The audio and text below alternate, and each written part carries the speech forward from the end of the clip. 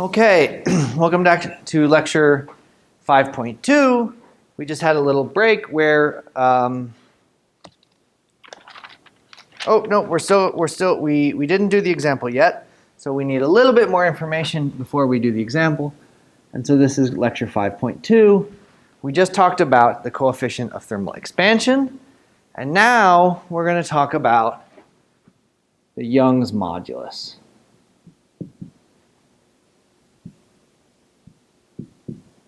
Modulus, L-U-S, modulus, I think. Okay, so we still have our rod, which is fixed at one end. And now we're going to really have to explicitly think about that area that it has with length L. Okay, so this time we're going to apply the force on it, but we're going to fix our temperature, all right? So we're going to ask, how does the length L, which is a function of T and F, vary when we vary F, but with L fixed? Okay, so this is a compression, for example, or a stretching. So again, we're going to think about small deviations. So small, we talked last time about how we needed small temperature variations to assume that it's a linear proportionality. So again, we're going to have small variations in force, and then we're going to be able to actually write out that our delta L is going to be L minus L0 over L0 again.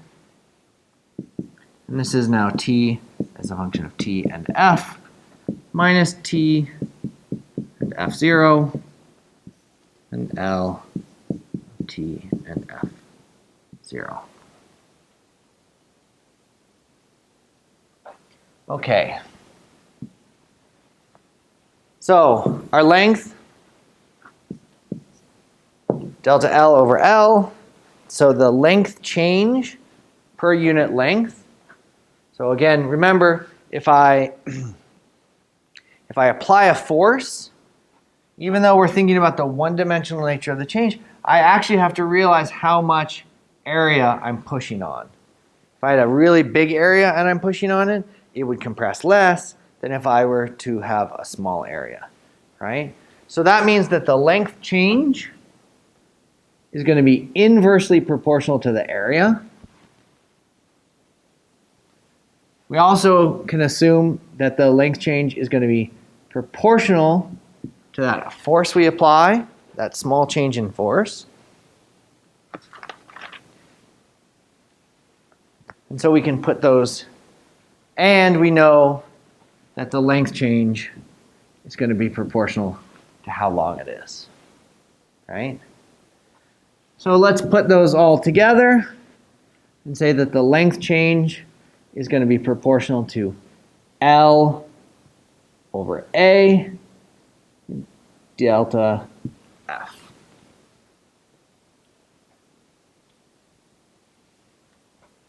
We know, of course, that this is going to have to become a differential, so let's go ahead and write it. dl, and now let's say it's going to be equal to, now we need again add a constant of proportionality, and so here we're going to add a constant proportionality we're going to call y. Okay? Or another way to rewrite that is that 1 over, or that, let's see, y is defined to be L over A partial F partial L at constant T. And this is called the Young's modulus.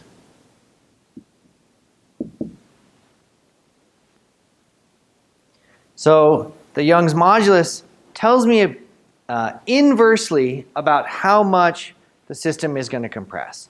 So it's inversely proportional to the isothermal compressibility, right? So 1 over y is going to be basically the isothermal compressibility. Okay, a few notes about the Young's modulus. Again, it's defined at constant temperature, right? So this is, it's defined at constant temperature. Again, it depends on the material. It's a material property, so you can look it up for a material, and it's not going to depend on the size of the material, right? It doesn't, we've taken out all those geometric factors. Okay. And its units, by the way, are going to be newtons. The units of that are going to be newtons per meter squared, right? Because you can see my lengths cancel. I have a newtons per meter squared. That's the same as a pressure, right? So that's the same as a Pascal, but we call it generally newtons per meter square. It's going to depend on the material.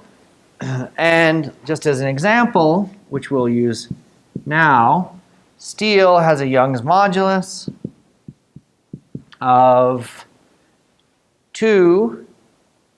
So steel at room temperature, or around room temperature, is 2 times 10 to the 11 newtons per meter squared. Okay? Now, we've done these two independently, but what if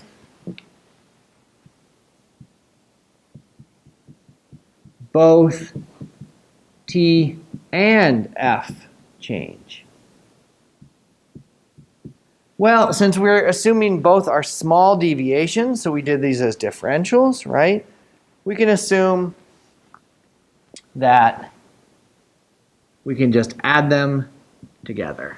So this is dl over L is alpha dt plus L over ya df. Okay? And now this really is our equation of state for a one-dimensional solid. So to hammer this home, we're going to, in class, we're going to do an example where you can calculate some interesting properties about the high-level bridge. So we're going to do the high-level bridge as an example in class.